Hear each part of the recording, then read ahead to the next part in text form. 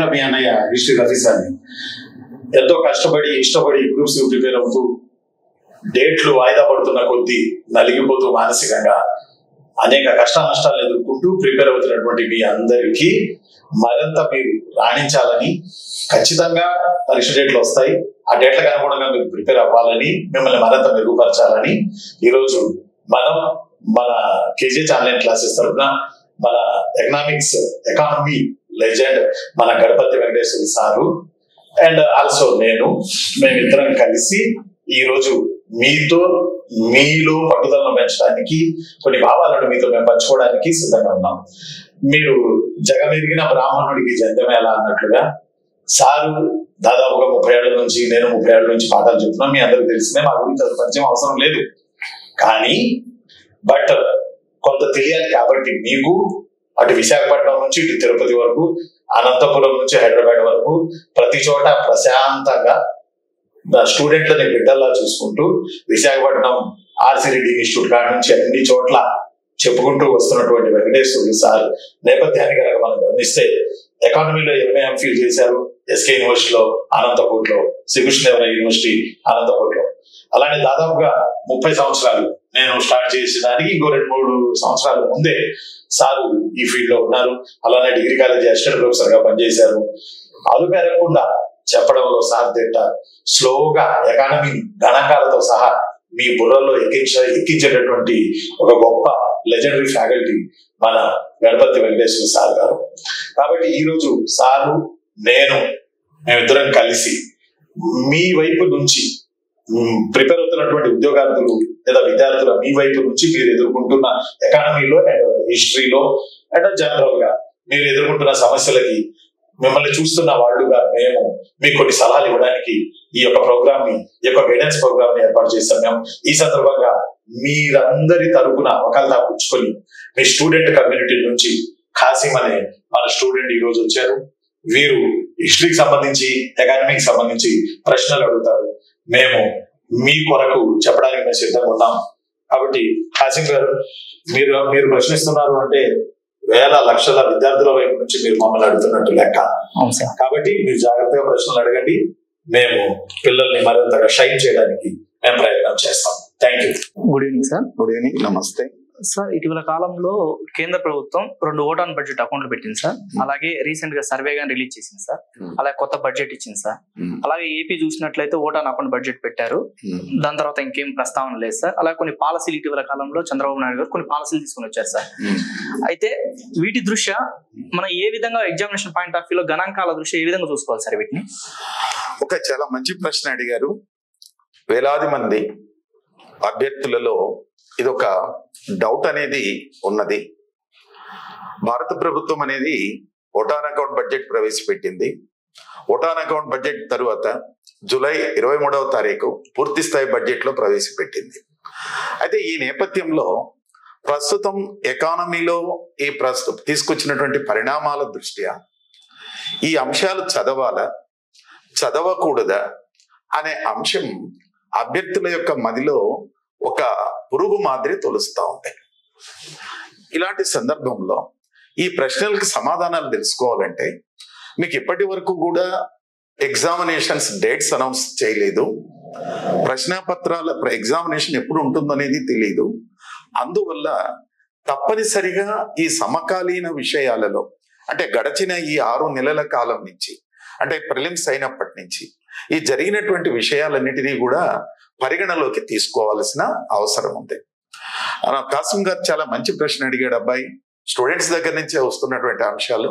మరి ఇటీవల కాలంలో భారత ప్రభుత్వం ఏమంటా ఉందంటే వికసిత్ భారత్ @2047 అనే ఒక డాక్యుమెంట్ ని రిలీజ్ చేయబోతా ఉంది.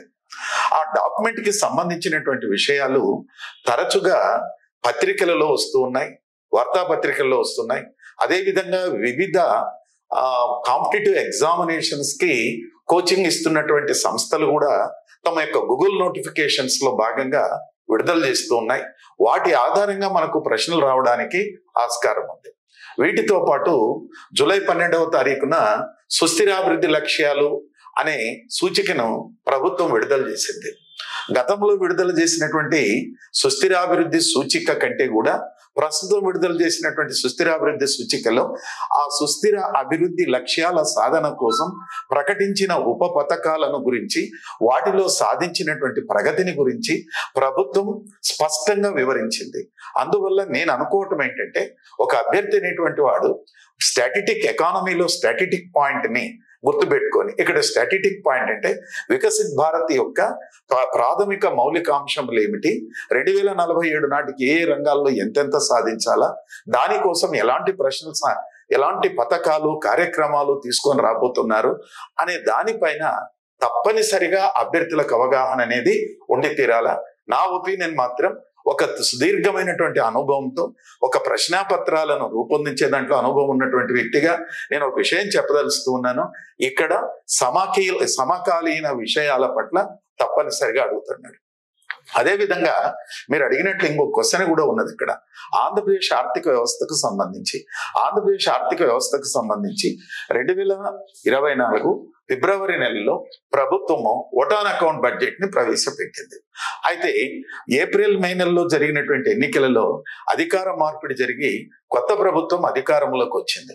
అయినప్పటికీ ఇక్కడ ఆ గణాంకాలను పరిగణలోకి తీసుకొని ఈ గడచిన 3 నెలల నుంచి రాష్ట్ర ప్రభుత్వము యొక్క ఆర్థిక విధానాలు ఏమిటి, వ్యవసాయ రంగానికి సంబంధించి ఎలాంటి విధానాలు తీసుకోబోతున్నారు, పారిశ్రామిక రంగానికి సంబంధించి ఎలాంటి విధానాలను రూపొందించబోతున్నారు, అట్ ద సేమ్ టైం సేవా రంగానికి సంక్షేమ విధానాలకు సంబంధించి వాళ్ళు ఎలాంటి స్ట్రాటజీస్ పాటించబోతున్నారు అనే దానిపైన తప్పనిసరిగా ఫోకస్ చేయాల్సిన అవసరం ఎంతైనా ఉంది.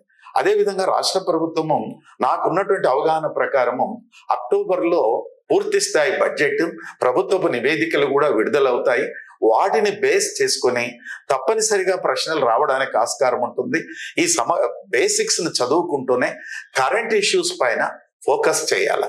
ఎందుకు చేయాలంటే, ఇటీవల కాలంలో ఏపీపీఎస్సీ గ్రూప్ 1 ఎగ్జామినేషన్ పరిశీలిస్తే ఆ గ్రూప్ 1 ఎగ్జామినేషన్స్ లో ఆ ఎగ్జామ్ జరగడానికి 15 రోజుల ముందు జరిగినటువంటి విషయాలను, ఆ విషయాలన్నిటినీ కూడా 4 పాయింట్లుగా క్రోడీకరించి ఆ 4 పాయింట్లలో ఆ ప్రోగ్రామ్ కి సంబంధించని వాక్యం ఏది అని అడుగుతున్నారు. కాబట్టి ఈ నేపథ్యంలో తప్పనిసరిగా సమకాలీన విషయాల పట్ల అవగాహన ఉండి తీరాల్సిందే. Okay sir, thank you sir, మంచిగా విశ్లేషణ ఇచ్చారు సార్. అలాగే సార్ రఫీ సార్, అయ్యా, ఇటీవల కాలంలో ఇక్కడ క్వశ్చన్ పేపర్లు ఇప్పుడు అశోక్ నగర్ లో కానీ ఈ ఆన్లైన్ ప్లాట్ఫామ్ లో కానీ టెస్ట్ సిరీస్ జరుగుతున్నాయి సార్.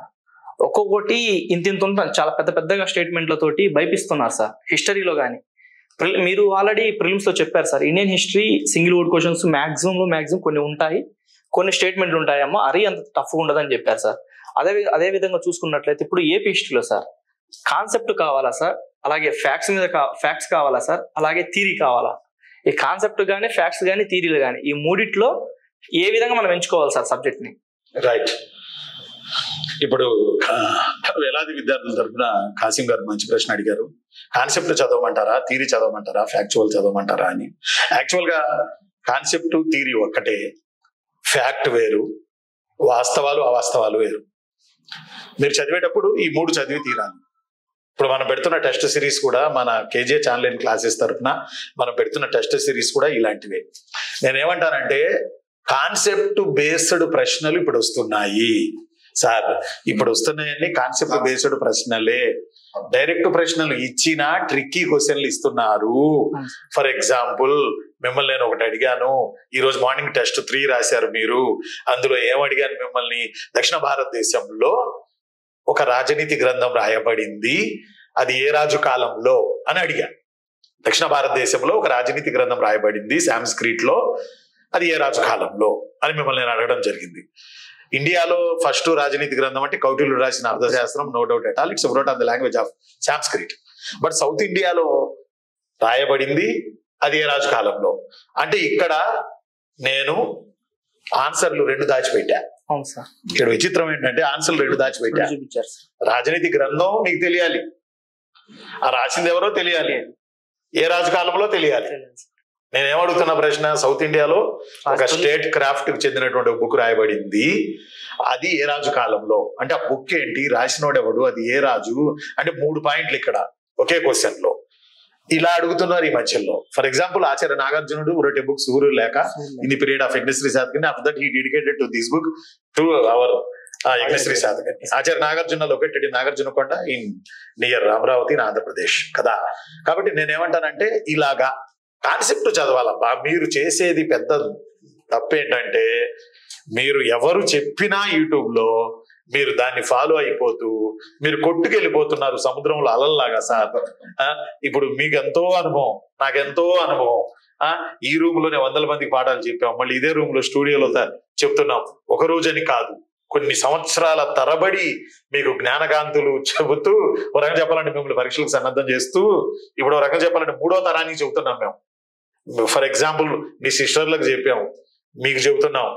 ఓ రకంగా చెప్పాలంటే మేము కెరీర్ స్టార్ట్ చేసిన స్టార్టింగ్ లో మీ మదర్స్ కూడా మేము పాఠం చెప్పాం. అర్థం అట్లా మీ మదర్ జాబ్ లో ఉన్నారు, కూతురు జాబ్ లో ఉన్నారు, ఇప్పుడు చెల్లెలు మళ్ళీ ఇప్పుడు కోచింగ్ వచ్చారు. కాబట్టి నేను ఏమంటానంటే హిస్టరీలో ఫస్ట్ మీరు హద్దులు సరిహద్దులు తెలుసుకోవాలి, కాన్సెప్ట్ చదవాలి. ఇందాక నేను అడిగినట్టు కాన్సెప్ట్ చదవాలి.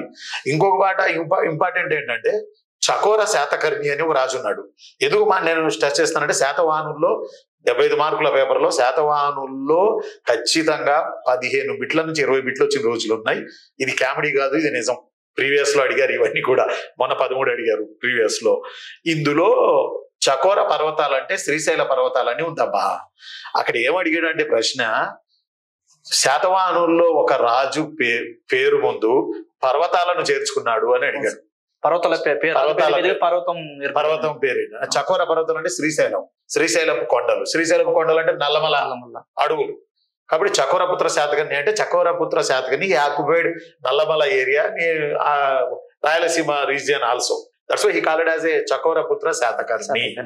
కాబట్టి చకోర మీన్స్ మౌంటైన్స్. అంటే భౌగోళిక సూచి గుర్తింపు ఏంటంటే నదికి గుర్తింప, మైదానానికి గుర్తింప, అడవికి గుర్తింప, పీఠభూమికి గుర్తింప, ఇలా అడుగుతున్నారు. అంటే ట్రెండ్ మారుతుంది, మీరు మారాలి. మీకు చాలాసార్లు చెప్పారు, సివిల్ సర్వీస్ ఎగ్జామ్ ఇలాగే ఉంటుందంటే ఇలాగే తయారవుతాం మనం, ఇలాగే రాస్తాం. అది టఫ్గా వచ్చినా, ఎలాగొచ్చినా, ఏ విధంగా వచ్చినా మనం ఏం చేస్తామంటే వాళ్ళ మీద మనం ఏం చేయలేము, వాళ్ళు ఏం ప్రశ్నించలేము. ఆ సరేలని చెప్పి తిరిగి వస్తాం. మన దగ్గర ఏమవుతుందంటే ఒకసారి టఫ్గా పేపర్ ఇచ్చేటప్పటికి టఫ్గా పేపర్ వచ్చింది కాబట్టి మీరు కట్ ఆఫ్ పెంచాలి. ఇట్లా మనం ఇక్కడ చేస్తున్నాం. సివిల్స్ కి ఆల్రెడీ డిసైడ్ అయ్యాం, కానీ మీరు డిసైడ్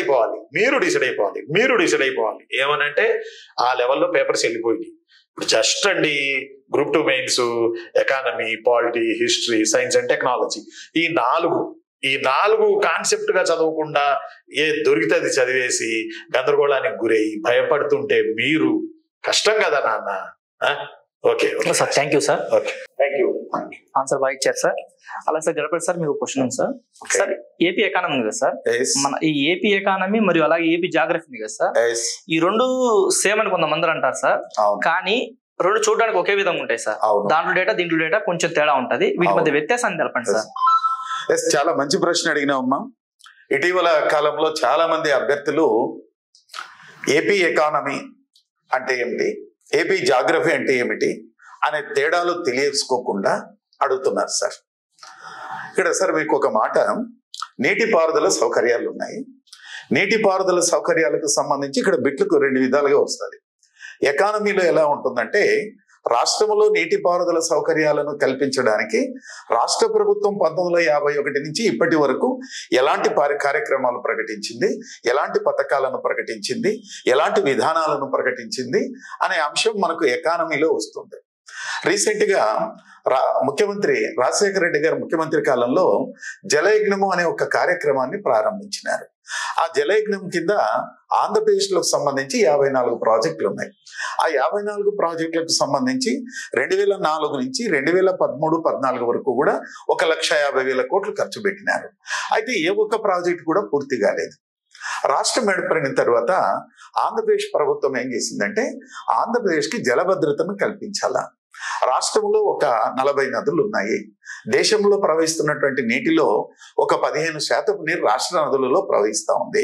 ఇలాంటప్పుడు కొన్ని ప్రాంతాల్లో మిగులు నీళ్లు, కొన్ని నదీ పరివాహక ప్రాంతాల్లో మిగులు నీళ్లు ఉన్నాయి. ఉదాహరణకు గోదావరి నది పరివాహక ప్రాంతం ఉంది, అక్కడ మిగులు జలాలు ఉన్నాయి. కృష్ణా నది పరివాహక ప్రాంతం ఉంది, మిగులు జలాలు ఉన్నాయి. అయితే పెన్నా నది పరివాహక ప్రాంతానికి వస్తే నీళ్లు లేవు, అక్కడ కరువు ప్రాంతం ఉంది. రాయలసీమ, పల్నాడు ఈ ప్రాంతాలన్నీ కూడా కరువుతో ఉన్నాయి.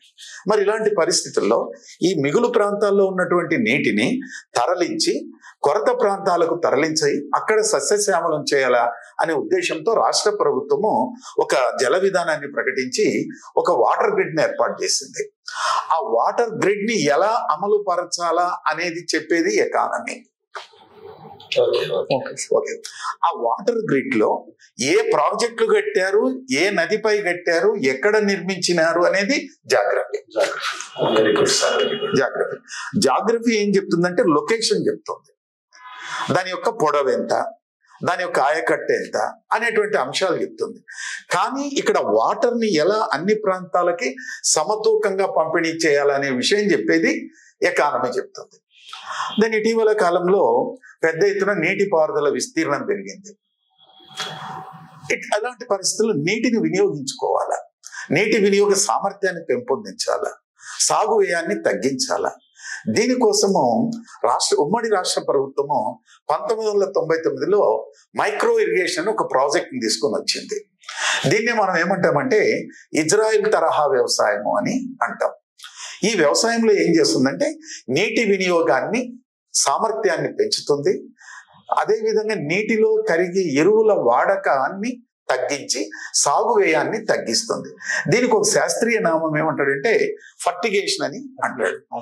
ఈ సూక్ష్మ నీటి పారుదల సౌకర్యాలను కల్పించడానికి ఆ మైక్రో ఇరిగేషన్, డ్రిప్ ఇరిగేషన్, తుంపెర్ల సేద్యము, జల ఫిరంగులు, వీటికి సంబంధించినటువంటి పరికరాలని రైతులకు ఏ విధంగా అందించాలా అనే దానిపైన ఒక నార్మ్స్ చేసుకుంటుంది. దాన్ని ఎకానమీ కింద మనం చదువుకోవాలా. ఇది జాగ్రఫీ ఓరియంటేషన్ లో రాదు. మరి జాగ్రఫీలో ఏమొస్తుందంటే రాష్ట్రంలో ఎన్ని నదులు ఉన్నాయి, ఆ నది రాష్ట్రంలో ఎక్కడ ప్రవేశిస్తున్నది, ఆ నదిపై ఎలాంటి ఆనకట్టలు కట్టినారు, అదేవిధంగా ఈ అంతర్రాష్ట్ర నదులతో ఏమిటి అనేటువంటి విషయాలు జాగ్రఫీలో వస్తాయి. దెన్ అదేవిధంగా ఈ మైక్రో ఇరిగేషన్ ప్రాజెక్ట్ ని ఏ విధంగా సమర్థవంతంగా అమలు పరచడానికి లబ్ధిదారులను ఏ విధంగా ఎంపిక చేయాలా, వాళ్ళ పారామీటర్స్ ఏమిటి, సబ్సిడీలు ఎలా ఇవ్వాలా అనేటువంటి విషయం మనకు ఎకానమీ చెప్తుంది. సో ఇలాంటి అంశాలు అనేవి ఉంటాయి కాబట్టి ఈ మైక్రో ఇరిగేషన్ ప్రాజెక్ట్ గురించి ఎకానమీ చెప్తుంది, లొకేషన్ ఆధారంగా జాగ్రఫీ చెప్తుంది. దెన్ అదేవిధంగా ఇంకొక విషయాన్ని చూస్తే ఇండస్ట్రీలు ఉన్నాయి, పరిశ్రమలు రెండు ఒకటే కదా అని అంటారు. సో పరిశ్రమలకు సంబంధించి రాష్ట్రంలో పారిశ్రామికీకరణ సాధించాల. ఇటీవల కాలంలో అఫ్కోర్స్ ప్రభుత్వాలు వస్తూ ఉంటాయి, పోతూ ఉంటాయి. ప్రజాస్వామ్యంలో ముఖ్యమంత్రి మారుతాడు కానీ ప్రభుత్వాలు ఒకటేనండి. మరి ఇలాంటి పరిస్థితుల్లో ఆంధ్రప్రదేశ్ ప్రభుత్వము ఎకానమీ పాయింట్ ఆఫ్ వ్యూలో చూస్తే రాష్ట్రంలో పారిశ్రామికీకరణను అన్ని ప్రాంతాలకి సంతులితంగా తీసుకొని పోవాలి. దానికోసము మొత్తం 26 జిల్లాల్ని 3 ప్రాంతాలుగా విభజించింది. వాటిలో భాగంగా ఏంటంటే తక్కువ పారిశ్రామికంగా అభివృద్ధి చెందిన జిల్లాలు ఏమిటి, 11 జిల్లాలను తీసుకుంది. మధ్యస్థంగా పారిశ్రామికంగా అభివృద్ధి చెందిన జిల్లాలు ఏమిటి, 11 జిల్లాలు. అక్కడ 22 జిల్లాలు అయిపోయినాయి.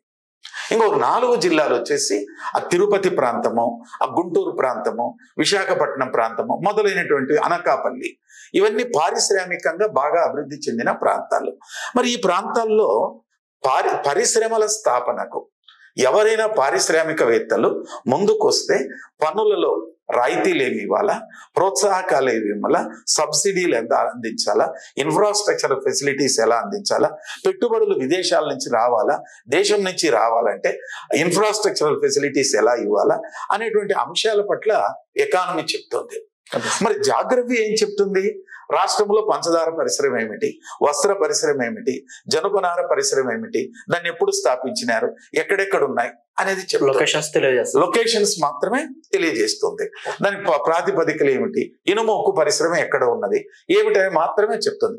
అలాంటప్పుడు మనం ఈ విషయాలను వదిలేసి జాగ్రఫీని ఎకానమీలో తీసుకొని వస్తే ఎకానమీ ఇంపార్టెన్స్ పోతుంది. మరి ప్రశ్న ఏమో మనకి ప్యూర్ ఎకానమీ, కానీ అభ్యర్థులంతా కూడా జాగ్రఫీనే ఎకానమీ అనుకుంటున్నారు. పైగా చాలా మంది కొంతమంది యూట్యూబ్లోనూ అక్కడ ఇక్కడ చూస్తూ ఉంటాను.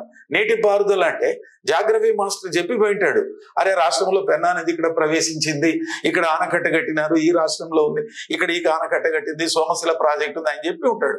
ఎకానమీ మాస్టర్ కూడా వచ్చేసి పెన్నా నది ఇక్కడ ప్రవేశించిందంటే ఎక్కడ అర్థం చేసుకోవాలి, మనకు అది సంబంధం లేదు ఇక్కడ. కానీ ఇక్కడ ఇంకొక విషయం, ఎకానమీలో ఏపీ ఎకానమీ చదువుకునేటప్పుడు జాగ్రఫీని కూడా పరిగణలోకి తీసుకోవాలి. అది గుర్తుపెట్టుకోండి. Okay sir. జాగ్రఫీని కూడా పరిగణలోకి తీసుకునే చదవాలి. జాగ్రఫీ అయినంత మాత్రమే అడగడం అనేది లేదు. క్వశ్చన్ ఉంది లాస్ట్ ఇయర్, ఎందుకంటే ఉమ్మడి పాలనలో భీమా ఎత్తిపోతల ఏ నదిపై ఉన్నదని ఎకానమీలో అడిగాడు. అది జాగ్రఫీ అంటే కుదరదు. ఓకే రైట్, ఇలాంటి క్లారిటీ ఆధారంగా తీసుకొని చదువుకోవాలి. Sir thank you sir. Sir మంచి విశ్లేషణ ఇచ్చారు సార్. అలాగే రవి సార్, మీకు చిన్న క్వశ్చన్ ఉంది సార్. అయ్యా సార్, ఇప్పుడు టెస్ట్ సిరీస్ స్టార్ట్ చేశారంటున్నారు కదా సార్. అయ్యా, ఈ టెస్ట్ సిరీస్ లో భాగంగా ఎగ్జామినేషన్ దృష్టి అది మాకు ఏ విధంగా ఉపయోగపడుతుంది సార్ టెస్ట్ సిరీస్ అనేది? ఇప్పుడు యాక్చువల్ గా ఎక్కడ చూసిన టెస్ట్ సిరీస్ కాలం స్టార్ట్ అయింది. అవును sir. Test series test series test series test series. ఈ టెస్ట్ సిరీస్ లో 2 రకాలు ఉంటాయి సార్. ఎక్కువ పిల్లలకు అర్థం కాకుండా క్వశ్చన్లు ఇస్తే హార్డ్ అని మంచిగా ఉందంట, బాగుంది పేపర్ అంటే పేపర్ బాగుందంటారు సార్. ఇప్పుడు హిస్టరీ అయినా, ఎకానమీ అయినా, సైన్స్ అండ్ టెక్నాలజీ అయినా, ఏదైనా అవును సార్. అర్థం కాకుండా పిల్లలు రాయకుండా ఇస్తే అబ్బో ఏం టాప్ ఫ్యాకల్టీ అని అంటారు. అవును సార్. కానీ అది పిల్లల్లో ఆత్మవిశ్వాసం పూర్తిగా పోయి పుస్తకాలు పక్కన పడేసి బస్సులు ఎక్కి ఇళ్ళకెళ్ళిపోతారు. క్వశ్చన్ పేపర్ అలా రాదుగా. క్వశ్చన్ పేపరు కొంత కాన్సెప్ట్ వస్తాయి, కొన్ని డైరెక్ట్ ప్రశ్నలు వస్తాయి, కొన్ని మధ్యస్థంగా వస్తాయి, కొన్ని అసర్టేషన్ అండ్ రీజనింగ్ వస్తాయి, కొన్ని ఏమో 5 పైన 4 స్టేట్మెంట్లలో ఎన్ని నిజం అని వస్తాయి, ఏబి నిజం, సి నిజం, లేదా అన్ని నిజం, ఇట్లా వస్తాయి. కాబట్టి ఇన్ని రకాలుగా ఇవ్వాలి. టెస్ట్ సిరీస్ లో మనం పెట్టే టెస్ట్ సిరీస్ లో 50% 100 మార్క్స్ అనుకున్నప్పుడు 50% మీకు మార్కులు వస్తాయి, అంటే 50 మార్కులు వస్తే చాలు. అక్కడ మీరు ఖచ్చితంగా మంచి మార్కులు మీరు గెయిన్ చేస్తారు. అయ్యో 100కు 100 రాలేదే, 90 రాలేదే, 30కి 20 రాలేదే, 25 రాలేదే, అయ్యో రామా అని చెప్పి సార్ బాధపడాల్సినటువంటి అవసరం లేదు. మేమేదో మా బిల్డప్ కోసం మీకు టెస్ట్ పెడతల్లా, మీ వైపు నుంచి ఆలోచించి టెస్ట్ పెడుతున్నాము. టెస్ట్ సిరీస్ పెట్టేటప్పుడు మీరు ఎంతవరకు రాయగలరు, మీరు ఎంతవరకు సబ్జెక్ట్ లో చదవడం జరిగింది అనేది మీ గురించి ఆలోచిస్తాం. క్వశ్చన్ ఇచ్చేటప్పుడు ఏపీఎస్సీ వైపు నుంచి ఆలోచిస్తాం. ఆన్సర్ మీరు పెట్టగలరా లేదా అనేది మీ వైపు నుంచి ఆలోచిస్తాం. కాబట్టి టెస్ట్ సిరీస్ లో భయంకరంగా క్వశ్చన్లు ఇచ్చి పిల్లలందరినీ కింద మీద చేసి పిల్లలందరినీ మెంటల్ బట్టి వ్యవహారాలు చేయకూడదు. ఎందుకంటే క్వశ్చన్ పేపర్ కూడా అలా ఉండదు, డైరెక్ట్ క్వశ్చన్లు ఉంటాయి. కాబట్టి మన టెస్ట్ సిరీస్ ఇలాంటిదే. ఇప్పుడు ఈ 3 టెస్ట్ సిరీస్లు అయినాయి, వారంలో 2 సార్లు జరుగుతున్నాయి. ఒక ప్లాన్ ఉంది, ప్లాన్ ప్రకారం వెళ్తున్నాము. టెస్ట్ సిరీస్ జాయిన్ అవ్వండి. టెస్ట్ సిరీస్ అంటే క్వశ్చన్ అండ్ ఆన్సర్ చెప్పడం కాదు, దానికి వివరణ వెనక సుదీర్ఘమైన స్టోరీ కూడా ఉంటుంది. కాబట్టి టెస్ట్ సిరీస్ రాయండి. ఇంకో పాయింట్ ఏంటంటే, ఏ పుస్తకాలు చదవకుండా టెస్ట్ సిరీస్ వస్తే అది కూడా కత్తి లేకుండా యుద్ధానికి వెళ్ళిపోయి శత్రువుల చేతిలో సంహరించబడినట్టు అవుతుంది. అలా కాదు, మీరు చదువుకొని 2 డేస్ ముందే చెప్తున్నాం కాబట్టి topic, history topic, AP history topic మీరు చదువుకొని ఆ తర్వాత మీరు టెస్ట్ రాయడానికి మీరు ఉద్యుక్తులై రండి. అంతేగాని ఏదో రాసేసాములే అని కాదు. జీవితంలో సీరియస్ గా చేయాల్సిన కొన్ని ఉంటాయి. అలాంటి వాటిలో జాబ్ కొట్టడం కూడా ఒకటి. సార్ ఇంకోటి, ఈ టెస్ట్ సిరీస్ సంబంధించిన పేపర్ మీరే తయారు చేస్తారని విన్నాం సార్, అది ఎంతవరకు నిజం సార్? అది అలాగా సార్. ఇప్పుడు చాలా మంది బయట ఫ్యాకల్టీస్ ఎవరు తయారు చేయట్లేదు సార్. నిజం సార్, అదే మీరే తయారు చేస్తున్నారని చెప్పారు సార్. టెస్ట్ సిరీస్ నేనే తయారు చేస్తున్నా. మొన్న వీడియో కూడా పెట్టాక, ఇగో బుక్స్ చూడండి, ఈ బుక్స్ చూసి నేను తయారు చేస్తున్నాను, నేను రాస్తున్నాను, ప్రీవియస్ ప్రశ్న పత్రాలు దృష్టిలో పెట్టుకుని అంటే ఓ పిల్లడు కామెంట్ ఏం పెట్టాడు అంటే, రీసెర్చ్ అవసరమా అని అన్నాడు. పిల్లలు ఏముంది, వచ్చేస్తారు చేతిలో ఉంది కాబట్టి, అది ఎక్కడ దెబ్బ తగిలింది, పాపం ఎక్కడ ఫీల్ అవుతారు అనేది వాళ్ళకి తెలియదు. ఎమోషనల్ గా ఉంటారు పిల్లలు. పాపం పిల్లల్ని కూడా తప్పడటానికి ఏం లేదు. నా స్వహస్తాలతో నేను రాస్తాను. నేను రాసినా, గణపతి సార్ రాసినా, చైతన్య సార్ రాసినా, ఎవరు రాసినా మా స్వహస్తాలతో నేను రాస్తాను తప్ప పబ్బ గడుపుకోవడానికి మీ దగ్గర డబ్బులు లాక్కుని జేబులో వేసుకుని తిరగడానికి మేము అసలు ఎప్పటికీ చెయ్యం. అలా చేస్తే 30 ఏళ్ల నుంచి మేము ఉండం. ఎప్పుడో మాతో బయలుదేరిన వాళ్ళంతా సర్దుకునేటోళ్ళు అటు వెళ్ళిపోయారు. కొంతమంది గవర్నమెంట్ జాబ్స్ వచ్చినాయి, కొంతమంది ఎటు వెళ్ళిపోయారు. బట్ మేము అలా లేవు, ఇప్పటికీ నిలబడి ఉన్నామంటే కారణం మేము ఏ రోజుకి ఆ రోజు సబ్జెక్ట్ పెంచుకుంటూ వెళ్తున్నాము. మీ తరపు నుంచి మేము ఆలోచించే ఈ పరీక్షలు పెడుతున్నాము, మేమే రాస్తున్నాము, చక్కగా మీకు పరీక్షలు పెడుతున్నాము. Thank you Kasim. సార్ గడపటి సార్, ఇంకో ప్రశ్న సార్. సార్ ఇటీవల కాలంలో ట్రెండ్ చూసినట్లయితే సార్, ఈ ప్రశ్నల శైలి సార్, ప్రశ్నల శైలి మీద ఎకానమీ ఓరియంటేషన్ లో మాకేమైనా టెస్ట్ సిరీస్ ఏమన్నా కండక్ట్ చేస్తారా సార్? అలాగే ప్రశ్నల శైలిని వివరించండి సార్. ఇటీవల కాలంలో అడుగుతున్న ప్రశ్నల శైలిని చెప్పండి. ప్రశ్నల ఇప్పుడు రావడానికి ఆస్కారం ఉండని అడుగుతున్న ప్రశ్నలు సార్ 2 సార్. ఎకానమీలో ఎప్పుడు కూడా ప్రశ్నలు అనేటివి గతంలో కానివ్వండి, ఇప్పుడు కానివ్వండి సార్, 3 ఫ్యాక్ట్స్ లో ఉంటాయి. ఒకటేమో కాన్సెప్ట్ ఫ్యాక్ట్ బేస్డ్ ఉంటాయి. ఆ ఫ్యాక్ట్ బేస్డ్ ఏంటంటే, రిజర్వ్ బ్యాంక్ ఆఫ్ ఇండియాని ఎప్పుడు స్థాపించినారు, అది ఫ్యాక్ట్ బేస్డ్. రెండవ క్వశ్చన్ ఇలాంటిదే, ప్రణాళికా సంఘ స్థానంలో ఏర్పాటు చేసినటువంటిది ఏది? నీతి ఆయోగ్. ఇలాంటి ప్రశ్నలు సర్వసాధారణంగా ఉంటాయి. మరి మొత్తం గతంలో 150 బిట్లు ఉన్నప్పుడు ఒక 150 బిట్లో 40 నుంచి 50 బిట్లు ఇలాంటి ఫ్యాక్ట్ బేస్తో ఉండేటివి. ఇప్పుడు జరుగుతున్నటువంటి పరీక్షల్లో కూడా, ఇప్పుడు ఇటీవల జరిగిన పరీక్షల్లో కూడా ప్రశ్నల సరళిని పరిశీలిస్తే ఒక జనరల్ స్టడీస్ లో ఒక 16 బిట్లు అడిగారు అనుకుందాం సార్. దాంట్లో 6 లేక 7 బిట్లు ఫ్యాక్ట్ బేస్తోనే ఉంటాయి. అది ఏపీపీఎస్సీ యొక్క మహాత్యం. ఆ విధంగా అడుగుతాడు. రెండవది కాన్సెప్ట్ బేస్ చేసుకొని అడుగుతాడు. ఆ కాన్సెప్ట్ బేస్ తీసుకొని మీకు ఒక ఉదాహరణ చెప్తాను. నీతి ఆయోగ్. నీతి ఆయోగ్ లో development and evaluation monitoring office అని ఒకటి ఉంది సార్. దీన్ని ఏం చేశారంటే 18/2/2015 నీతి ఆయోగ్ అనుబంధంగా ఏర్పాటు చేశారు. అది మన గ్రూప్ 1 ప్రిలిమ్స్ లో కూడా దాన్ని ఎందుకు ఇచ్చారు అని అడిగారు. ఆ ప్రశ్న ఎందుకు అడుగుతా, అక్కడ కాన్సెప్ట్ ఎలా తీసుకొస్తాడంటే, దేశంలో భారత ప్రభుత్వం కానీ రాష్ట్ర ప్రభుత్వాలు కానీ కొన్ని పథకాలు ప్రకటిస్తాయి, కొన్ని కార్యక్రమాలు ప్రకటిస్తాయి. ఆ పథకాల అమలు, కార్యక్రమాల అమలును సమీక్షించి ప్రభుత్వానికి నివేదిక ఇస్తుంది. అవి ఎంతవరకు ఉన్నాయి ఏమిటి అని. ఆ విధంగా ఒక దాన్ని ఏర్పాటు చేసుకుంది. అదేవిధంగా ఇటీవల కాలంలో ఏం చేసిందంటే, దేశంలో రాష్ట్రాల మధ్య అభివృద్ధిలో పోటీని పెట్టింది. ఈరోజు సుస్థిర అభివృద్ధి లక్ష్యాలు సాధించాలి. 2030 నాటికి ప్రతి రాష్ట్రము సాధిస్తేనే భారతదేశం సాధిస్తుంది. అలాంటప్పుడు ఆ సుస్థిర అభివృద్ధి లక్ష్యాల సాధనలో రాష్ట్రాలు సాధించినటువంటి పురోగతిని అంచనా వేయాలి. అంచనా వేయడానికి ఎస్డిజి ఇండియా ఇండెక్స్ అని ఒక నివేదికను రూపొందిస్తుంది. ఆ నివేదికను నీతి ఆయోగ్ రూపొందిస్తుంది అంటారు కాదు. నీతి ఆయోగ్ అనేది ఎవరి సహకారంతో అంటే development of monitoring evaluation wing ఆధారంగా రూపొందిస్తుంది. మరి అలాంటప్పుడు వాటికి సంబంధించి 4 స్టేట్మెంట్లు అడుగుతాడు. ఆ 4 స్టేట్మెంట్లు 2 సరైనవి ఉంటాయి, 2 సరికాని ఉంటాయి. ఆ సరికాని స్టేట్మెంట్లను మనం గుర్తించాలి. మీకు చాలా మంచి ప్రశ్న రైజ్ చేసే అవకాశం. ఇక్కడ ఒక విషయం చెప్తాను. ఇటీవల కాలంలో భారతదేశంలో డిజిటల్ లావాదేవీలు, నగదు రహిత లావాదేవీలు బాగా పెరిగిపోయినాయి సార్. మనం ఎక్కడికి పోయినా నగదు వాడటం లేదు. మొత్తం కార్డులు తీసుకోవటము, గోకడమే, అంతకు మించి ఏమీ లేదు. వీటినే యూపీఐ సేవలు అంటారు. ఈ డిజిటల్ లావాదేవీలలో పెరుగుదల ఎంత ఉన్నది అనే దానికి సంబంధించి reserve bank of India digital లావాదేవీల సూచిక అని ఒక దాన్ని రూపొందించింది. ఆ సూచిక పైన 4 క్వశ్చన్లు మల్టిపుల్ చాయిస్ అడిగాడు. అంటే ఒకే అంశాన్ని 4 మల్టిపుల్ చాయిస్ అడిగాడు. దాంట్లో 1 మాత్రం కరెక్ట్ కాదు, 3 కరెక్ట్ ఉన్నాయి. ఆ కరెక్ట్ కానిది ఏమిటి అనేది అడిగాడు. అంటే ఇక్కడ మీరు అభ్యర్థులు ప్రిపేర్ అయ్యేటప్పుడు SDG India index, school quality index, అదేవిధంగా మల్టీ డైమెన్షనల్ పావర్టీ ఇండెక్స్ అనే అంశాలు ఉంటున్నాయి. వాటికి సంబంధించి పూర్తి స్థాయిలో మీరు చదువుకుంటే వాటి కాన్సెప్ట్ అనేది మనకు తెలుస్తుంది. వీటిని కాన్సెప్ట్ బేస్డ్ క్వశ్చన్స్ అంటారు. మరి ఇటీవల కాలంలో భారతదేశంలో ఏమంటున్నారంటే సార్, గతం నుంచి మనం చదువుకున్నప్పటి నుంచి కానీ ఎప్పటి నుంచి కానీ నిరపేక్ష పేదరికము. నిరపేక్ష పేదరికం అంటే ఏమనుకునేటువంటి వాళ్ళము, ప్రతిరోజు నిర్ధారిత పౌష్టికారమైన గ్రామీణ ప్రాంతాల్లో 2400, పట్టణ ప్రాంతాల్లో 2100, మొత్తం పైన 2250 క్యాలరీల పోషక విలువలు కలిగిన ఆహారాన్ని తీసుకోలేనటువంటి వాళ్ళని పేదవాళ్ళు అనేవాళ్ళు. ఇది ఆ కాన్సెప్ట్ పోయింది సార్. ఇప్పుడు అది పోయింది. ఇప్పుడు ఏమవుతున్నాడంటే 12 సూచికల్లో దుర్బలత్వ స్వభావాన్ని తీసుకున్నాడు. 12 ఆర్థిక సూచికల్లో దుర్బలత్వ స్వభావం, లేనితనాన్ని తీసుకొని వాళ్ళని ఏమంటున్నారంటే బహుముఖ పేదలు అంటున్నారు. ఆ బహుముఖ పేదలకు సంబంధించి ఎలా క్యాలిక్యులేట్ చేస్తున్నారు, ఏమిటి, ఏ రాష్ట్రం ఎంత ఉంది, ఏమిటి అనే దానికి సంబంధించి ఒక 4 లేక 5 స్టేట్మెంట్లు ఇస్తాడు. ఆ స్టేట్మెంట్లను ఒక 2 స్టేట్మెంట్లు కరెక్ట్ గా ఉంటాయి, ఒక 3 స్టేట్మెంట్లు రాంగ్ ఉంటాయి. నీకు ఆ మల్టీ డైమెన్షనల్ పావర్టీ ఇండెక్స్ కి సంబంధించి పూర్తి స్థాయిలో నీకు సమాచారం ఉంటే తెలుసుకుంటాం.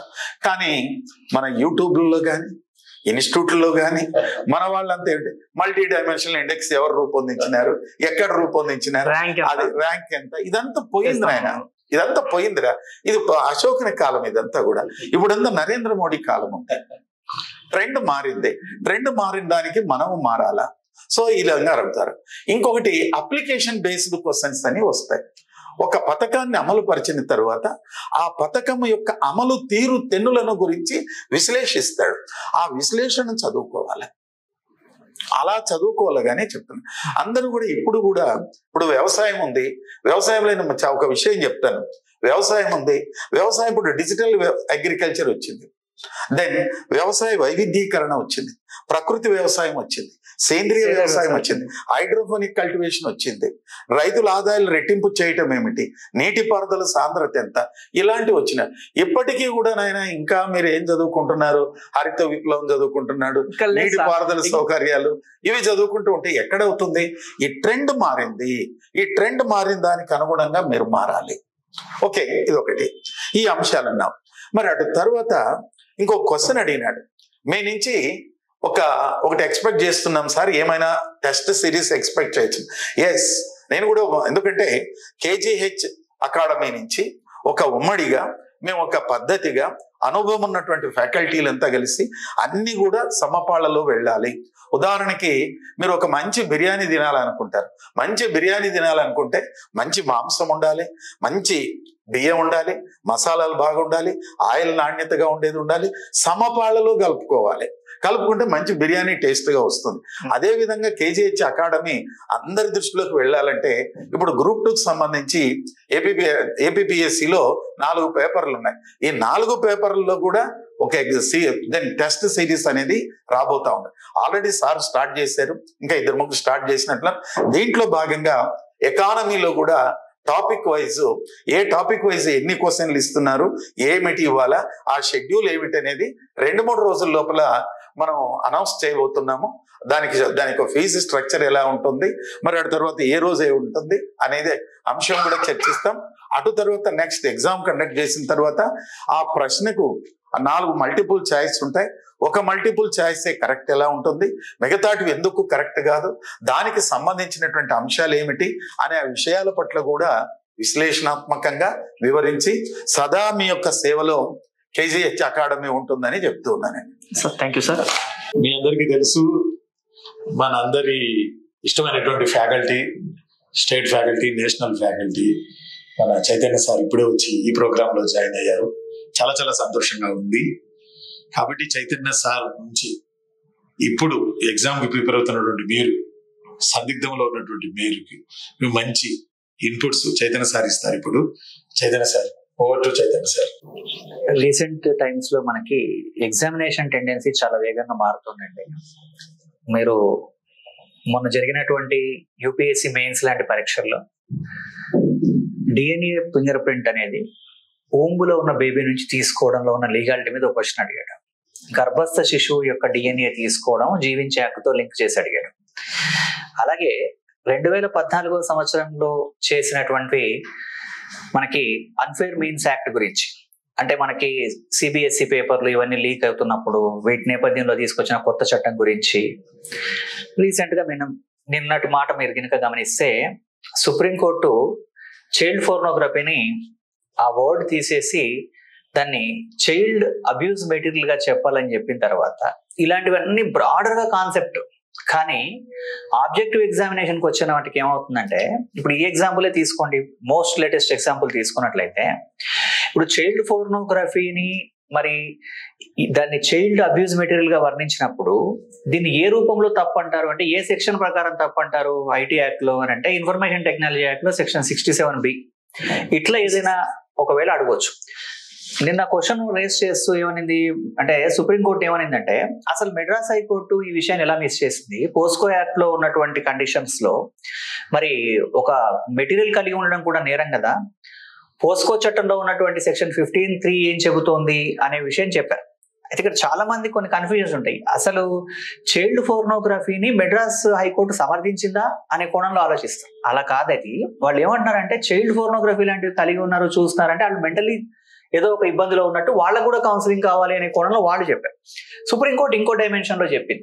కాబట్టి ఇక్కడ గమనించండి, పాలిటీకి అసలు ఏ విషయమైనా సరే ఒక చెప్తారు, మామూలుగా అడ్మినిస్ట్రేషన్ పాలిటీ గురించి చెప్తూ, womb to tomb, cradle to grave, dawn to dusk అంటారు.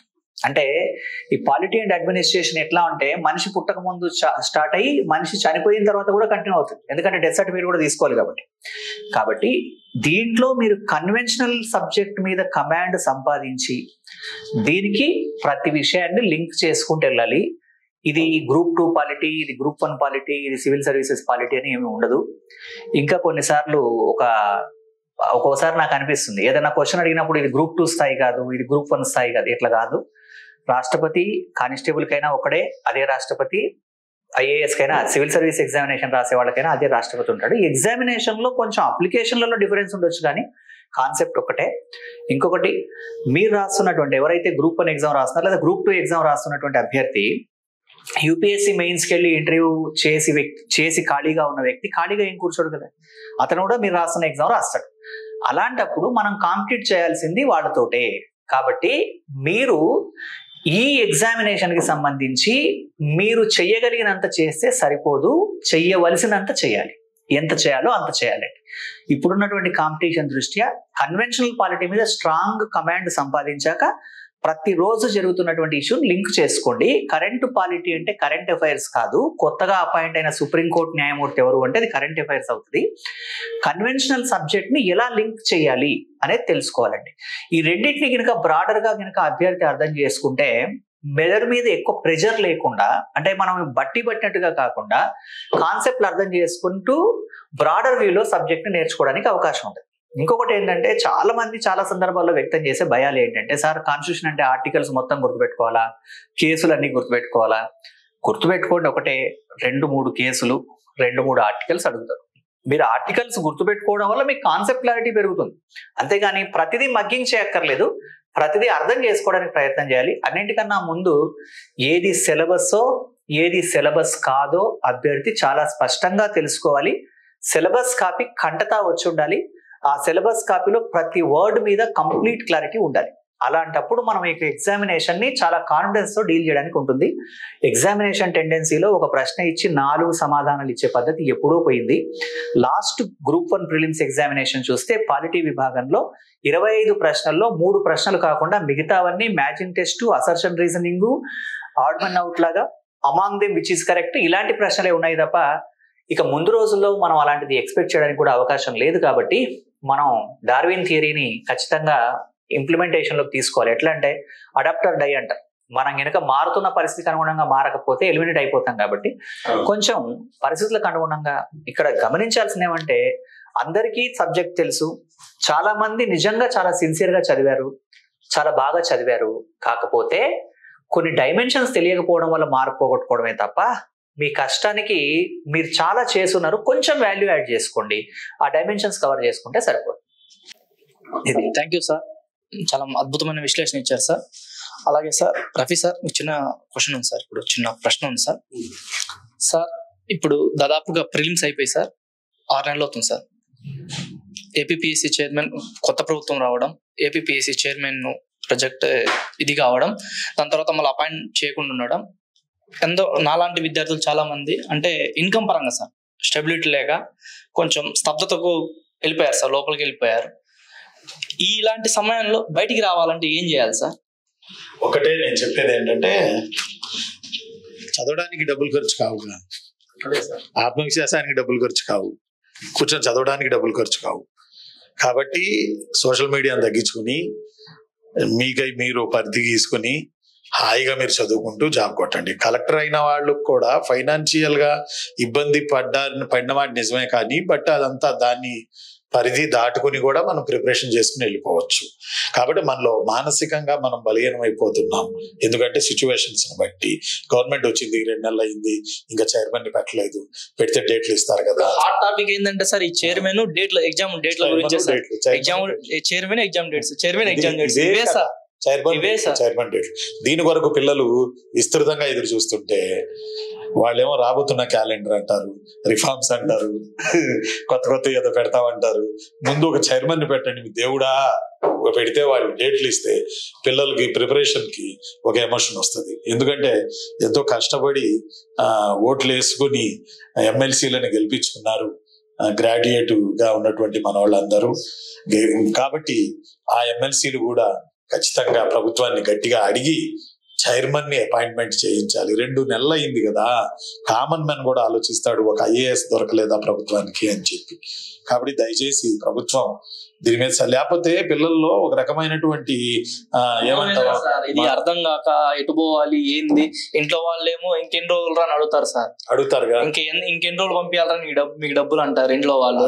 ఇక్కడేమో సిచ్యువేషన్ ఏమో అర్థం కాదు. ఈ గోల్ లక్ష్యం అనుకున్న దాన్ని ఏమో నెరవేరింది, వెనకడుగు వేయడానికి ఇది కాదు, చేతిలో డబ్బులు ఉండవు. మధ్యలో ఇట్లా 6-8 నెలలు అవుతుంది సార్. ఇంకెన్ని నెలలు పడతావు సార్ ఇది? మేము ఓట్లేసి ఎందుకున్న ఎమ్మెల్సీలకు అడిగిపోతే అపాయింట్మెంట్ ఇవ్వట్లేదు సార్, వాళ్ళు అపాయింట్మెంట్ ఇవ్వట్లేదు. అపాయింట్మెంట్ అడిగితే సార్ చూద్దాంలే, ఇప్పుడేముంది తొందర, కానివ్వండి రిఫార్మ్స్ జరుగుతున్నాయి కదా, కానివ్వండి మీది పెడతారులేండి, మీదేనా తొందర? రిఫార్మ్స్ కరెక్ట్ అయ్యి వచ్చే వాళ్ళకి ఫ్రెషర్స్ కి ఇప్పుడు సార్ వాస్తవానికి మా తరపున మాట్లాడే ఒక ఎమ్మెల్సీ, మా తరపున మాట్లాడే ఎమ్మెల్సీ అనుకున్నాం సార్. ఎవ్వరు మాట్లాడరు సార్, స్వార్థం గిల్లు చూసుకుంటారు సార్. రఫీ సార్ మీరు ఇంట్రెస్ట్ ఉంటే సార్ మా తరపున మీరు ఎమ్మెల్సీ ఉండాల్సిందే సార్, ఇది మాత్రం పక్కా సార్. నెక్స్ట్ టైం అయితే పక్కా సార్, నోటిఫికేషన్ ఇస్తే మా తరపున మిమ్మల్ని నిలబెట్టుకుంటాం సార్. సరే సరే సరే మీరు అందరు కోరుకుంటే కాదనేది ఏముంది కానీ, బట్ అది కాదు విషయం. ఇక్కడ నిజంగా బాధ్యత తీసుకోవాలి, బాధ్యతగా ప్రవర్తించాలి, బాధ్యతగా పిల్లల కోసం రోడ్డు మీదకి రావాలి, పిల్లల కోసం చేయాలి. ఎందుకంటే అవసరాలను వాడుకొని పక్కన పడేస్తున్నారు. పిల్లల కోసం చేస్తున్నామన్న ఒక పాయింట్ మీదే మేము ముగ్గురు ఈ రోజు నిలబడగలిగాం. ఇందాక మేము ఇద్దరు అన్నప్పుడు సార్ వచ్చారు, ముగ్గురు నిలబడగలిగాం. ఇన్నేళ్ల నుంచి నిలబడున్నామంటే పిల్లల కోసమే, స్టూడెంట్ల కోసమే. మీరు కామెంట్లు ఎట్లా పెట్టినా కానీ మేము అవి పట్టించుకోకుండా, మీరు ఎమోషన్ లో ఉంటారు, ఉద్రిక్తతగా ఉంటారు, అవన్నీ పట్టించుకోకుండా మీ తరపునే మేము నిలబడి, మీ తరపునే మీకు పాఠాలు చెబుతూ మేము నిలబడి ఈ రోజుకి మీ వెనకే మేము ఉన్నాం. కాబట్టి ఏంటంటే కాసిం, వేలాది విద్యార్థుల తరపున మీరు వరియాల్సిన అవసరం లేదు. చైర్మన్ వస్తారు, డేట్లు వస్తాయి. కాకపోతే ప్రభుత్వం కొంచెం లేట్ చేసింది. ఇప్పటికైనా ఇంకా తొందరగా చైర్మన్ అపాయింట్ చేసి డేట్లు ఇస్తూ చదివేసుకుంటారు పిల్లలు. ఈ విషయంలో ప్రభుత్వాన్ని కూడా మనం ఖచ్చితంగా కోరదాం Kasim. Thank you sir, thank you very much. Thank you. మరి ఇప్పుడు ఇది ముగుస్తుంది. ఈ నేపథ్యంలో సార్ చివరిగా మీకు గణపతి సార్ ఇచ్చేటటువంటి సందేశం ఒక చిన్న ఒక 2 నిమిషాల్లో. సార్ థ్యాంక్ యూ సార్, మంచి అవకాశం ఇచ్చారు. Thank you sir, thank you. ఇప్పుడు ప్రిపేర్ అయ్యేటువంటి అభ్యర్థులంతా కూడా కాసేం అడిగినట్లు ఒక మనోవేదన అనేది ఉంటుంది, అది తప్పదు. కానీ కొన్ని నిర్ణయాలు అనేటివి ఆర్థిక నిర్ణయాలు, రాజకీయ నిర్ణయాలు తీసుకోవడానికి ప్రభుత్వానికి కొంత టైం పడుతుంది. అలాంటప్పుడు వాళ్ళు కూడా ఆలోచించి నిర్ణయాలు తీసుకుంటారు. వాటికి మనం అడుగుతూనే అట్ ద సేమ్ టైం ప్రతి అభ్యర్థి ఎవరైతే సిన్సియర్ గా ప్రిపేర్ అవుతున్నారో వాళ్ళందరూ కూడా సార్ చెప్పిన విధంగా మనం ప్రిపేర్ కావడానికి డబ్బులేం ఖర్చు కావు. సోషల్ మీడియా చూడడానికి, ఇతరత్ర వెళ్ళడానికి అయితే డబ్బులు ఖర్చు అవుతాయి. ఈ టెక్నాలజీ ఇదంతా కూడా బాగా అభివృద్ధి చెందింది, ఎక్కడుండైనా మనం చదువుకోవచ్చు. మొట్టమొదటగా అభ్యర్థి అనేటువంటి వ్యక్తి నేను ఏ జాబ్ సాధించాలా, ఒక 2024 2026 27 నాటికి నేను ఎలా ఉండాలి అనేది చాలా ఇంపార్టెంట్. నా జీవితం అనేది ఎలా ఉండాలి, నేను ఏ లక్ష్యాన్ని సాధించాలి అనేది ఉంటుంది. ఇక్కడ ఇంకో విషయం ఏంటంటే, మీ అందరూ కూడా కలలు కనండి అని చాలా మంది చెప్తూ ఉంటారండి. నేను దాంతో ఏకీభవిస్తా. ఆ కలను కనడానికి ధైర్యం ఉండాలి. ఆ ధైర్యాన్ని సాధించుకొని పట్టుదల, నేర్పరితనం ఉండాలి. అప్పుడే మనకు సక్సెస్ రేట్ వస్తుంది. కానీ ఏపీపీఎస్సీ, టీఎస్పీఎస్సీ లాంటి వాటిలో ప్రభుత్వాలు కొంత అలసత్వాన్ని ప్రదర్శిస్తూ ఉన్నాయి. ఇది తప్పనిసరిగా మనం అందరూ కూడా గ్రహించదగ్గ విషయమే. ఎందుకంటే ఒకానొకప్పుడు 2012-13 వరకు తప్పనిసరిగా అభ్యర్థుల విషయంలో కానీ వాళ్ళు పరీక్షలకు పోతున్నారంటే మనకు పరీక్షలు పెట్టేవాళ్ళు. ఇప్పుడు వాళ్ళు పరీక్షలకు పోతున్నారు, మనకు పరీక్షలు పెట్టడం లేదు. సో ఇక్కడ ఒక సమస్య ఏర్పడతా ఉంది. ప్రభుత్వాలు దీన్ని సీరియస్ గా తీసుకోవాలా. నిరుద్యోగ సమస్య ఒక ప్రళయంగా మారుతుంది. అంటే ఈ వేదిక ద్వారా నేను చెప్పేది ఏంటంటే, ఇంతకు ముందు ఒక ఉపరాష్ట్రపతి గారు అన్నారట, ఒక పట్టభద్రుడైనటువంటి ఒక యువత నిరుద్యోగంగా ఉంటే ఈ దేశాన్ని చీల్చి చెట్లాడతాడు, అతను ఒక మరో తీవ్రవాదిగా మారుతాడు అనేది వస్తుంది అంటారు. సో అలాంటి పరిస్థితులు రాకోకుండా ప్రభుత్వాలు కూడా కొంచెం ఆలోచించుకొని నిరుద్యోగ సమస్యను పరిష్కరించుకోవాలి. పైగా రెండవది ఏంటంటే, ప్రపంచవ్యాప్తంగా కూడా మనం ఏంటంటే ప్రపంచమంతా కూడా యంగిస్తాన్ ఏదంటే భారతదేశం అంటున్నారు. యంగిస్తాన్ ఏదంటే భారతదేశం అంటారు. యువ జనాభా 27-28% ఉంది. యువకులు అంటే రాహుల్ గాంధీని కూడా అంటారండి. కాదు, 18 నుంచి 34 సంవత్సరాల మధ్య ఉన్నటువంటి వాళ్ళే యువతలు. వీళ్ళంతానే వీళ్ళ యొక్క శ్రమ అంతా కూడా నిరుపయోగం అయిపోతా ఉంది, వేస్ట్ అవుతా ఉంది. మానవ వనరులు వృధా అయిపోతున్నాయి. చాలా బాధ అవుతుంది. రోడ్ల మీద ఈ యువత తిరుగుతూ ఉంటే చాలా బాధ అవుతా ఉంటుంది సార్. ఇది ఒక హ్యూమన్ బీయింగ్ గా, ఒక చదువుకున్నటువంటి వ్యక్తిగా చాలా బాధ అవుతుంది. మరి అలాంటప్పుడు ప్రభుత్వాలన్నిటి కూడా కొంచెం ఆలోచించి ఈ సమస్యని కూడా పరిష్కరించాలా. పైగా రెండవది ఏంటంటే, ఇక్కడ మనం అది పొలిటికల్ కామెంట్ అంటారో ఇంకోటో తెలియదు కానీ, ప్రభుత్వాలన్నిటికీ కూడా పని చేయకుండా నిద్రపోయేటువంటి వాళ్ళకి 31వ తారీఖు కానీ 1వ తారీఖు నాడు ఉదయం తెల్లవారుజామునే డబ్బులు ఇచ్చేది తెలుస్తుంది. కానీ పని చేసినటువంటి వాళ్ళని ఉపయోగించుకోవటంలో వాళ్ళ ప్రభుత్వాలు వైఫల్యం చెందుతున్నాయి. ఇది కొంచెం మారాల్సిన పరిస్థితి ఉన్నదని ఇది నా వ్యక్తిగత అభిప్రాయం. ఇది ఎవరిని విమర్శించేది కాదు, సమాజంలో నడుస్తున్నటువంటి అంశం. ఒక భారతీయునిగా ఈ దేశం అభివృద్ధి చెందాలా అనేది విషయంతో ఈ పాయింట్ అనేది చెప్పడం జరిగింది. ఓకే, థ్యాంక్ యూ అనండి sir. Thank you sir Ganapathi sir. యువతల అశాంతి గురించి బాగా చాలా చక్కగా వివరించారు. అదే విధంగా ఇప్పుడున్న పరిస్థితులను సార్ ఏ విధంగా ఎదుర్కోవాలో చైతన్య సార్ మాటలు చెప్పండి సార్. ఇక్కడ ఏంటంటేనండి, ప్రతి అభ్యర్థి కూడా ఫస్ట్ ఒక రియాలిటీలో ఉండాలి. అదేంటంటే అంటే మనం ఇది కఠినమైనప్పటికీ కూడా వాస్తవం. ఇప్పుడు కూడా అంటే నేను ఒక 18 సంవత్సరాల నుంచి దాదాపు 20 సంవత్సరాల నుంచి అనుకోండి ఓవరాల్ గా చూస్తున్నటువంటి సందర్భంలో మనకేమి క్యాలెండర్ ఇయర్లు తెలంగాణలో ఇప్పుడు కానీ లేదా గతంలో అవిభక్త రాష్ట్రంలో కానీ క్యాలెండర్లు అయితే లేవు పోటీ పరీక్షలకు సంబంధించి. యూపీఎస్సీకి ఇప్పుడు అది ఏమండి అంటే మనకి అంటే ఈ రోజు మేము నోటిఫికేషన్ ఇస్తాము, ఈ రోజు కండక్ట్ చేస్తాం, ఈ రోజు రిజల్ట్ ఇస్తాం అనేది లేదు. యూపీఎస్సీకి ఉంది. ఇక్కడ నేను గమనించింది ఏంటంటే, నేను చూస్తున్న గ్రూప్ 1 క్లాసుల్లో కానీ గ్రూప్ 2 క్లాసుల్లో కానీ అభ్యర్థులు ఎవరైతే ఉన్నారో వీళ్ళు చాలా కేపబుల్, చాలా ఎఫర్ట్ చేస్తారు, చాలా కష్టం పడి చాలా నేర్చుకున్న వాళ్ళు. ఏదో ఒక రకమైన చిన్న న్యూనతాభావము, లేకపోతే కొంతమంది తెలుగు మీడియం అభ్యర్థులు అయితే ఇంగ్లీష్ పట్ల ఉన్నటువంటి భయం, లేకపోతే సీసాట్ ఉండడం వల్ల కలిగే భయం వల్లనో యూపీఎస్సీ రాయరు. రాయకపోవడం వల్ల ఏమవుతుందంటే మనకు ఫ్రీక్వెంట్ ఆపర్చునిటీ రాదు.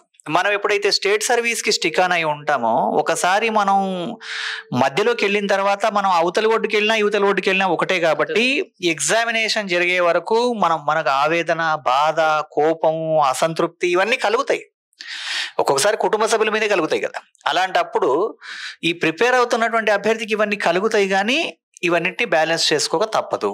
ఎందుకంటే నేను ఒక వ్యక్తిగతంగా ఇప్పుడు ఫర్ ఎగ్జాంపుల్ 2024లో ఉన్నాం. 2027వ సంవత్సరంలో ఒకవేళ కనుక డిప్యూటీ తహసీల్దార్ పోస్ట్ ఇస్తే నాకు అవసరం లేదు అనే అభ్యర్థులు ఎంతమంది ఉంటారు? ఇప్పుడు మీరే ఉన్నారనుకోండి, సార్ ఇప్పుడు ఇవ్వం, మేము 2027లో ఇస్తాం మీకు డిప్యూటీ తహసీల్దార్, మీకు కావాలా వద్దా అంటే అప్పటికైనా కావాలనే అంటారు. ఇంకెందుకంటే అప్పటికి మనం ఇంకా అక్కడ దాటిపోలేం. ఇది రియాలిటీ. ఈ రియాలిటీ ఏంటంటే, ఏదైనా పొలైట్ వేలో గవర్నమెంట్ మీద మీరు ఏదైనా అడగచ్చు, చెప్పొచ్చు, చెయ్యొచ్చు, కానీ ప్రిపరేషన్ విషయంలో మాత్రం రాజీ పడకూడదు. వ్యక్తిగతంగా ఎవరికి ఉండే వాళ్ళకు ఉంటాయి, ఎవరి అభిప్రాయాలు వాళ్ళవి. అంటే ఇక్కడ మనం ఈ రియాలిటీని యాక్సెప్ట్ చేయాలి. ఇప్పుడు ఫర్ ఎగ్జాంపుల్ మనం జనరల్ బోగిలో ఎక్కినప్పుడు జనాలు మనల్ని తోస్తారు, ఇది సహజం. మనం రాస్తున్న స్టేట్ సర్వీస్ ఎగ్జామినేషన్, దీనికి క్యాలెండర్ లేదు. కాకపోతే ఈ మధ్య కాలంలో ఏంటంటే ఇంకా కొన్ని తెలంగాణలో జరిగిన విషయాలు, ఏపీలో జరిగిన విషయాలు మీరు చూస్తున్నారు. కొన్ని చోట్ల పేపర్లు ఇది అవ్వడము, మళ్ళీ ఎగ్జామ్లు పెట్టడము, ఇంకా కొన్ని చోట్ల ఎగ్జామ్ డేట్ అనౌన్స్ చేయకపోవడము, ఇలాంటివన్నీ జరుగుతున్నాయి. ఈ రియాలిటీని యాక్సెప్ట్ చేయండి. ఎంత కావాలంటే ఎంత చేయగలిగితే అంత చేయండి. ఇంకా ఎందుకంటే మరీ లేట్ కూడా చేయలేరు కదా. ప్రభుత్వానికి కూడా ఇక్కడ చాలా గమనించాల్సిన విషయం ఏంటంటే, వ్యక్తులకు ఉద్యోగాలు ఎంత అవసరమో గవర్నమెంట్కి ఉద్యోగులు అంతకన్నా ఎక్కువ అవసరం నిజానికి. అంటే సర్వీస్ కావాలి కాబట్టి ఇప్పుడున్న పరిస్థితుల్లో నేనైతే వ్యక్తిగతంగా సజెస్ట్ చేసేది అంటే భావోద్వేగాలు, ఆవేదనలు, ఆవేశాలు కాదండి, రియాలిటీ, వాస్తవికంగా బతకాలి. మీరు ఎన్ని రకాలుగా పాజిటివ్గా ప్రెజర్ తీసుకురాగలిగితే అన్ని రకాలుగా చేయొచ్చు. కానీ మీరు ప్రిపేర్ అవ్వాల్సిందే, ఉద్యోగాలు పొందాల్సిందే. ఎందుకంటే ఇది ఎప్పటికైనా తప్పదు. కాబట్టి ఈ కాంపిటిటివ్ ఎగ్జామినేషన్లో ఉండేటువంటి లక్షణం ఏంటంటే, ఒక అభ్యర్థి ఒకసారి సిన్సియర్గా ప్రిపేర్ అవ్వాలని డిసైడ్ అయిన తర్వాత 2 ఆప్షన్స్ ఉంటాయి. ఒకటి ఉద్యోగం రావడం, 2 ఏజ్ అయిపోవడం, అంతే. ఇంక వేరే ఆప్షన్స్ ఏమి ఉండవు. ఇక్కడ ఇది నుంచి పోయేది ఉండదు. ఇంకా ఇది ఒక వ్యసనమే. కాంపిటిటివ్ ఎగ్జామ్, ముఖ్యంగా స్టేట్ సర్వీస్ ఎగ్జామినేషన్ కి సంబంధించి గ్రూప్ 1 గ్రూప్ 2 ఎగ్జామినేషన్స్ ప్రిపేర్ అవ్వడం అనేది ఆల్కహాల్ సిగరెట్ కన్నా పెద్ద వ్యసనం ఇది. దీంట్లో ఏం మారదు. కొంతమందికి ఉద్యోగాలు వస్తాయి, కొంతమంది ఇక్కడ నుంచి ఇంకా ఏజ్ అయిపోతుంది, ఇంకా ఉద్యోగం రాకపోయినా ఉండేవాళ్ళు రకరకాలుగా మారుతారు. ఇప్పుడు అశోక్ నగర్ లో ఉన్నటువంటి కొన్ని బుక్ స్టాల్స్, కొంతమంది పుస్తకాల రచయితలు, కొంతమంది హోటల్ ఓనర్లు, ఇలాంటి వ్యక్తులందరూ హాస్టల్స్ పెట్టుకున్న వాళ్ళు, కొన్ని ఇన్స్టిట్యూషన్ లో ఉన్న వాళ్ళు, ఇలా చాలా మంది ఒకప్పుడు అభ్యర్థులే కదా. ఒకటి మాత్రం వాస్తవం, పోటీ పరీక్షలు రాస్తున్న క్రమంలో మీరు నేర్చుకుంటున్న సబ్జెక్టు మీకు మార్కులు, ఉద్యోగము, నాలెడ్జ్ తో పాటు మీ వ్యక్తిత్వంలో చాలా గణనీయమైన మార్పు తీసుకొస్తుంది. థాట్ ప్రాసెస్ మారుతుంది, ప్రపంచ పట్ల మీ స్పందన మారుతుంది, మీ ఆలోచన విధానం మారుతుంది, వ్యక్తిలోనే ఒక రకమైన పరిణితి వస్తుంది నిజంగా సిన్సియర్గా వెళ్ళిన వాళ్ళకి. ఇది ఒక ఉద్యోగం బోనస్ అనుకోండి. అంటే నేను మరీ ఇంకా వేరే రకంగా మాట్లాడలేను, కానీ ఒకటి మాత్రం చెప్పగలను, ఎలాంటి డీవియేషన్ లేకుండా వాళ్ళు ఎగ్జామ్ పెట్టడం తప్పదు కాబట్టి అప్పటి వరకు మీరు చేయగలిగినంత చేస్తూనే ఉండండి. మీరు మీ పద్ధతిలో మీరు ప్రజాస్వామ్యయుతంగా మీరు ఏదైనా చేయొచ్చు. పోటీ పరీక్షలు రాస్తున్న అభ్యర్థులందరికీ మంచి ఉద్యోగాలు రావాలని నేను మనస్ఫూర్తిగా కోరుకుంటున్నానండి. Thank you, all the best. Thank you sir. Chaitanya sir. అయితే ఇక కాసిం మంచి ప్రశ్నలు అడిగారు ఈరోజు. నిజంగా ఈ ప్రశ్నలు ప్రిపేర్ అవుతున్నటువంటి వేలాది లక్షలాది మంది ఉద్యోగార్థులకి ధైర్యాన్ని ఇస్తాయని, ఇక్కడ పెట్టిన హెడ్డింగ్ కూడా కష్టాన్ని నమ్ముకోండి ఒడ్డున చేరతారు. చూడండి, పడవ కూడా వేశారు ఇక్కడ. అంటే పడవెక్కమని కాదు, కష్టాన్ని నమ్ముకోవాలి మనం. చైతన్య సార్ మంచి మాట చెప్పారు, చాలా సంతోషం అనిపించింది. రియాలిటీని మనం ఒప్పుకోవాలి. రియాలిటీని ఒప్పుకోకుండా మనం ఇంకేం చేయలేము. ఇప్పుడు ఈ రోజైనా అదే జాబు, ఎల్లుండైనా అదే జాబు, నెల తర్వాత అయినా అదే జాబు. రియాలిటీ ఒప్పుకోవాలి. సిస్టమ్ లో ఉన్నాం మనం. అందువల్ల ఆ ఎమోషన్స్ అన్ని ఎక్కువైతే ప్రిపరేషన్ అనేది తగ్గిపోతా ఉంటది. ఆ ఎమోషన్ ని తగ్గించుకుని ప్రిపరేషన్ ని పెంచుకునే మార్గం చూడండి. ఎన్నో మంచి విలువైన విషయాలు వెంకటేశ్వర సార్ చెప్పారు, చైతన్య సార్ చెప్పారు, నేను చెప్పాను, కాసిం అడిగారు. మీ అందరి తరపున ఓ విద్యార్థి అయినటువంటి కాసిం, అందరికీ థ్యాంక్ యూ. గట్టిగా ఊపిరి పీల్చుకొని ఈ వీడియో మొత్తం విని సబ్స్క్రైబ్, లైక్, షేర్లు చేసి 10 మందికి వీడియో పంపి ప్రిపరేషన్ ని సరైనటువంటి గాడిలో పడేటట్టు చేస్తారని ఆశిస్తూ కేజీహెచ్ ఆన్లైన్ క్లాసెస్ అకాడమీ తరఫున, సయ్యద్ సార్ తరఫున థ్యాంక్ యూ వెరీ మచ్. మా కెమెరామెన్ శివ కూడా థ్యాంక్ యూ, భుజం మీద మోస్తూ ఉన్నాడు గంట నుంచి. Thank you Shiva, thank you very much. Okay, thank you.